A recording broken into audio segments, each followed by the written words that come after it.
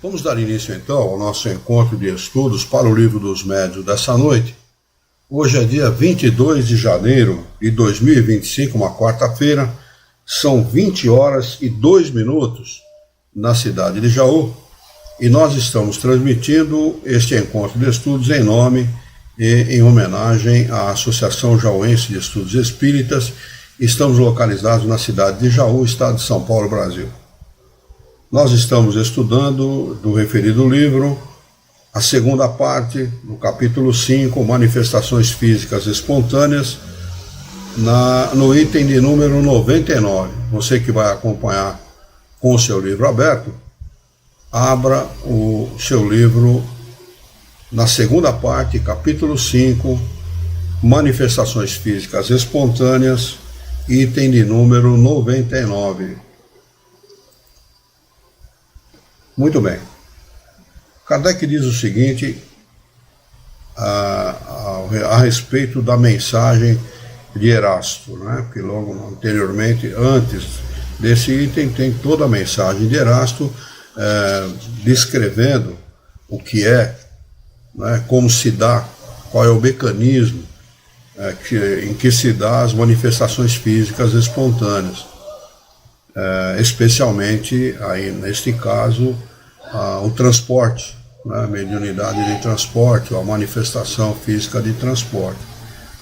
E ele diz o seguinte: esse fenômeno apresenta uma particularidade bem característica, a de que alguns médiuns só o obtêm em estado sonambúlico, o que facilmente se explica.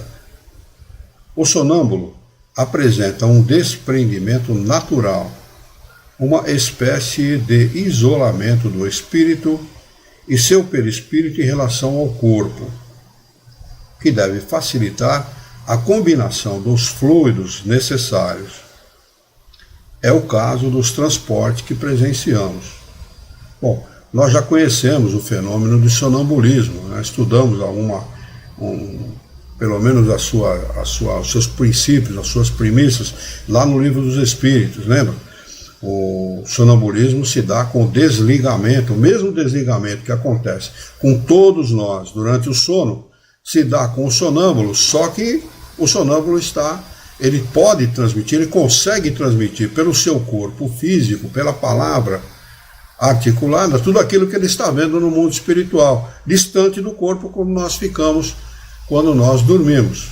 Esse é o estado sonambúlico, né? As questões seguintes foram apresentadas ao espírito que o produzia, mas suas respostas, às vezes, se ressentem de sua falta de conhecimento. Submetemo-las ao espírito Erasto, muito mais esclarecido do ponto de vista teórico, que as completou com anotações bastante judiciosas, criteriosas, né? Um é o artesão, o outro é o sábio. A própria comparação dessas duas inteligências é um estudo instrutivo, pois demonstra que não basta ser espírito para tudo compreender.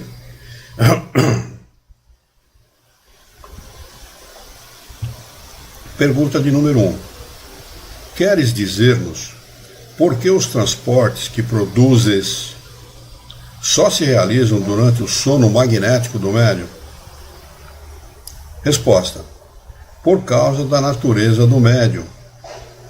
Os fatos que produzo quando ele dorme, quando entra em estado de sonambulismo, né? Depois de dormir, isso pode ser induzido magneticamente ou natural. Tem duas maneiras de se entrar no estado sonambúlico: naturalmente, o próprio médium, ou então induzido magneticamente. Poderia igualmente produzir no estado de vigília de outro médium, ou seja, dependendo do médium, isso pode ser produzido no estado de vigília também. No caso desse médium, que ele produziu o fenômeno, foi dormindo ou em estado sonambúlico. Segunda pergunta: por que demoras tanto a trazer os objetos e por que excitas a cobiça do médium, excitando-lhe o desejo de obter o objeto prometido? Resposta: necessito de tempo para preparar os fluidos que servem ao transporte. Quanto à excitação, muitas vezes tem apenas o fim de divertir os presentes e a sonâmbula. Nota do espírito de Erasto, explicando a resposta desse espírito. O espírito que respondeu sabe apenas isso. Não tem consciência do motivo dessa excitação da cobiça, que provoca intuitivamente sem compreender o efeito. Ele pensa divertir, quando na verdade estimula, sem o saber, maior emissão de fluido. Quando ele provoca o interesse do médium por aquele objeto, o médium despende maior quantidade de fluido, facilitando, portanto, a promoção do evento em si. É uma decorrência das dificuldades que o fenômeno apresenta, dificuldades maiores que ele não é, quando ele não é espontâneo, e particularmente com outros médiuns. Então Erasto veio complementar a resposta do espírito, que tem um conhecimento, como diz Kardec logo de início, tem um conhecimento parcial das coisas, né? Erasto tem um conhecimento muito maior. Terceira pergunta: a produção do fenômeno depende da natureza especial do médium? E seria possível obtê-lo com maior facilidade e presteza por outro médium? Resposta do espírito: a produção do fenômeno depende da natureza do médium, e só se pode produzi-lo por meio de médiuns dessa natureza. Para a presteza, vale-nos muito o hábito adquirido no trato frequente do mesmo médium. Então, há uma relação entre desencarnado e encarnado, né? Uma intimidade fluídica a tal ponto que permita, que facilite a promoção do evento, a realização do evento. Pergunta de número 4. A influência das pessoas presentes pode embaraçá-lo de alguma maneira? Resposta: quando há incredulidade. Oposição da parte delas podem criar-nos sérias dificuldades. Preferimos realizar nossas experiências com pessoas crentes e versadas no espiritismo. Mas não quero dizer com isso que a má vontade nos pudesse paralisar por completo. Pergunta de número 5. Onde pegaste as flores e os bombons que trouxeste? As flores nos jardins, onde elas me agradem.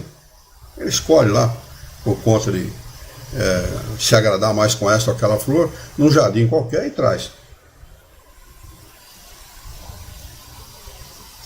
E os bombons, complementa Kardec na pergunta número 6. O confeiteiro deve ter percebido a sua falta. Resposta do espírito: tomo-os onde quero. O confeiteiro não percebeu nada, porque pus outros no lugar. Interessante essa resposta do espírito, né?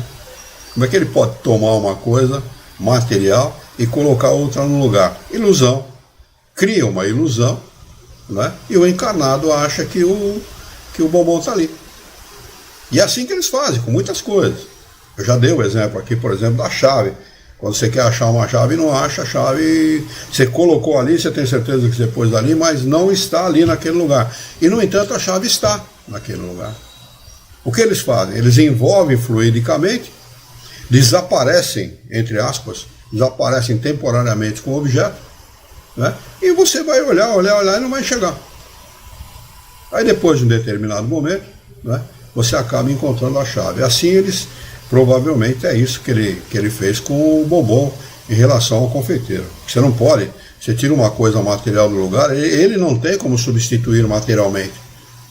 Ele é um espírito. Ele pode se apoderar de coisas materiais, mas não construir coisas materiais, senão pela ilusão. Ele cria uma ilusão de que ali há um bombom. E o confeiteiro vê e deixa a coisa por conta disso mesmo, né? Não, tá aí o bombom, nem liga mais, não vai conferir mais, e acaba ficando por isso mesmo. Pode ser que depois, na hora da venda, né? Pô, eu fiz 100, vendi 99, como é que é esse negócio? Alguém tá pegando bombom aqui, né? Pode ser que isso tenha acontecido dessa forma. O Kardec não fez essa pergunta, mas eu estou fazendo aqui uma ilação, né? Pergunta de número 7. Mas os anéis têm preço. Onde os tomaste? Não ficou prejudicado aquele de quem os tiraste? Resposta: tirei-os de lugar que ninguém conhece, e o fiz de maneira que não prejudicaria a ninguém. Aí Kardec, o Erasto vem complementar a resposta, e não é bem isso que o Espírito falou. Ele diz assim, Erasto diz o seguinte: creio que o fato explicado de maneira foi explicado de maneira incompleta, por falta de conhecimento do Espírito que respondeu. Sim, pode ter havido no caso um prejuízo real, é claro, pode haver, está hipoteticamente aqui, mas pode acontecer. Mas o Espírito não quis passar por haver desviado alguma coisa.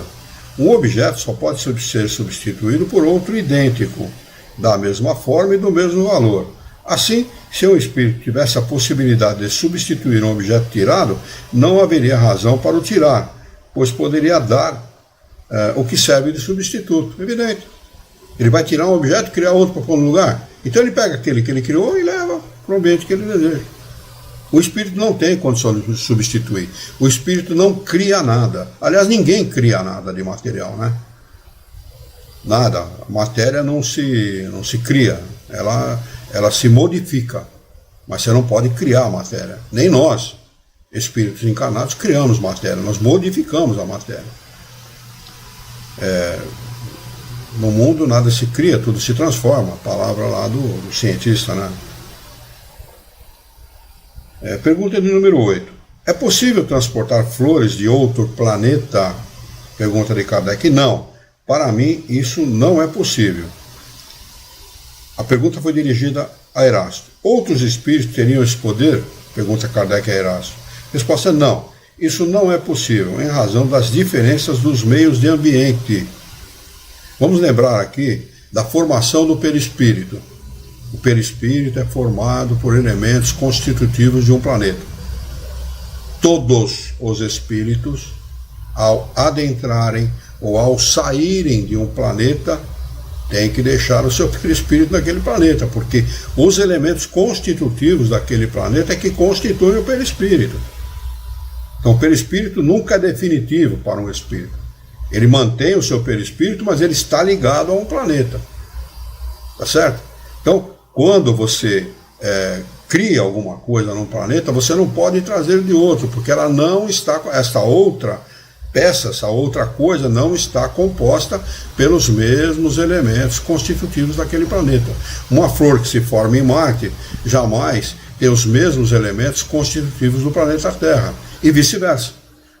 Uma flor daqui não tem os elementos constitutivos do planeta Marte, Júpiter, Saturno, Urano, Netuno, Plutão, sei lá o quê. Ficou clara a explicação, gente? Ou tem alguma dificuldade? Se houver alguma dificuldade, deixa a pergunta aí que a gente tenta explicar melhor. A Marlene Branco entrou conosco lá pelo Facebook. O Salviano, de Lisboa, Portugal, está também conosco. Diz que ele faz uma saudação aqui. Tudo de bom a todos nós. Tudo de bom a você também, Salviano. Obrigado pela sua presença, obrigado a dona Marlene e a dona Neunilda por estarem com a gente. É sempre um prazer imenso ter companheiros interessados na nossa querida doutrina dos Espíritos. Muito bem. Questão de número 9. Pergunta de Kardec. Podereis transportar flores de outro hemisfério, dos trópicos, por exemplo? Aí já é uma pergunta diferente, né? A outra pergunta foi de planeta para planeta. Aqui é de um trópico para outro. Resposta: desde que seja da Terra, posso. Né? Aqui complementa aquela tentativa de explicação que eu tentei dar do porquê ele responde que o meio ambiente faz toda a diferença. Não é? Tá bem? Questão de número 10. Os objetos que trouxeste, podereis fazê-lo desaparecer e devolvê-los? Resposta do Espírito: tão bem como os trouxe. Posso devolvê-los se quiser. Pergunta de número 11. A produção do fenômeno de transporte não te exige um sacrifício? Não te causa dificuldades? Resposta: não nos causa nenhuma dificuldade quando temos a devida permissão. Então, nenhum espírito, promove fenômeno nenhum sem a devida permissão, que vem primeiro de Deus. Tudo aqui na Terra ocorre sempre com a permissão divina, seja ela realizada por pessoas encarnadas ou desencarnadas, por espíritos encarnados ou não. Tá bem? Poderia causar-nos muitas se quiséssemos produzi-los sem estar autorizados. Resposta de Erasto. Complementação de Erasto à resposta do Espírito. Ele não quer dizer que é penosa, embora o seja, pois é forçado a realizar uma operação, por assim dizer, material. Né? Claro que para o desencarnado, talvez pelo embrutecimento do espírito, né? O espírito é um pouco mais atrasado que Erasto, que os outros espíritos, isso não seja tão penoso, né? Assim. Mas sempre causa uma espécie de constrangimento para o espírito, porque ele é obrigado a lidar com a matéria. Uma vez desencarnado, ele quer ver a matéria mais longe possível dele. Todos nós somos assim, né? Ele desencarna e quer sumir disso aqui, né? Desaparecer desse lugar aqui. Questão de número 12. Quais as dificuldades que encontras? Resposta: nenhuma, além das más disposições fluídicas, que podem ser contrárias, explicado aí pela diversidade de pensamento daqueles que estão presentes num fenômeno como esse, né? Se há disposições contrárias à realização daquele fenômeno, isso causa constrangimento para o espírito, causa até sofrimento para o espírito. Isso vale para qualquer reunião, viu? Pode ser essa de transporte, pode ser de efeito físico do modo geral, e pode ser uma de qualquer outro fenômeno espírita, um médio escrevente, um médio audiente, um médio falante, qualquer tipo de mediunidade, realização de fenômeno mediúnico, uma disposição contrária, um pensamento contrário, causa constrangimento para o encarnado e para os desencarnados. Né? Se tem alguém numa casa, isso vale, vocês mesmo podem constatar isso, num ambiente ou numa casa em que você está, que vibra contrário a determinada situação, você sente esse pensamento. O pensamento incide sobre você, independente de fenômeno mediúnico ou não. Pensamento é força criadora. Ele cria vibrações. Ele cria sintonia ou a falta de sintonia entre os pensamentos. A falta de sintonia causa choque fluídico, repulsa fluídica. E a pessoa sente essas dificuldades. Isso vale para qualquer lugar, para qualquer ambiente, para qualquer casa, entre marido e mulher, entre filhos e pais, entre pais e filhos, etc. Né? Vale para qualquer situação. E muito mais para a questão que está sendo tratada aqui, que é do transporte, que é um fenômeno específico, né? Muito específico, aliás. Questão de número 13. Como trazes o objeto? Carregando com as mãos? Resposta: não, envolvo em mim mesmo. A resposta não está correta, como Erasto vai relatar aqui, mas ele envolve mesmo. Então, Erasto complementa: ele não explica claramente a sua operação, pois, na verdade, não envolve o objeto na sua pessoa. Não é ele que envolve o objeto. Ele tem essa ideia porque não tem conhecimento de como a coisa é operada, de como a coisa é realizada. Com o seu fluido pessoal, como o seu fluido pessoal pode dilatar-se, é penetrável e expansível. O fluido do desencarnado, ele emite um fluido que depois vai agregar, vai somar-se ao fluido do médium, não é? E ele expande esse fluido e faz penetrar esse fluido naquilo que ele quer, porque o fluido tem essas qualidades, esses atributos, expansibilidade, penetrabilidade e outros, não é? ele combina uma porção desse fluido, prestem atenção na explicação de Erasto, ele combina uma porção desse fluido com uma porção do fluido animalizado do médium, e é nessa mistura, amálgama, que a gente pode chamar isso em química, não é isso? Quando você mistura um elemento com outro, você faz uma amálgama, uma massa, não é? Um composto, certo? Com o fluido animalizado do médium, e é nessa mistura que ele oculta e transporta o objeto. É como a gente sempre repete aqui, eu muitas vezes adianto o que acontece, mas é isso. Ele forma um composto, ele pega o fluido dele, expande esse fluido, pega o fluido do médium que também foi expandido, forma uma amálgama, forma uma massa, forma um composto, e com esse composto é que ele envolve o objeto. Não é certo dizer, portanto, que ele o envolve nele mesmo. Falta de conhecimento do espírito, do desencarnado. Né? E as pessoas que não estudam a doutrina espírita, sequer sabem como a coisa acontece. Tem teorias aí, as mais esdrúxulas possível, né? Por falta de conhecimento, mas é assim que a coisa se dá, né? É assim que a coisa acontece. O espírito doa uma parte desses fluidos, o médium doa a outra parte essencial para que esse composto ocorra, e é com esse composto que ele envolve o objeto e transporta esse objeto para o ambiente que ele deseja. Questão de número 14.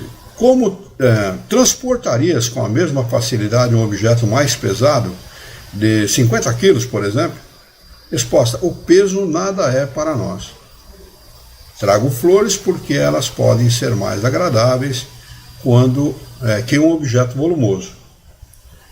Resposta de Erasto: é certo, ele pode transportar 100, 200 quilos de objetos, porque a gravidade que existe para vós não existe para ele. Olha que interessante, não é? Eu falar isso para um físico, um matemático, para um químico, isso é absurdo, isso não...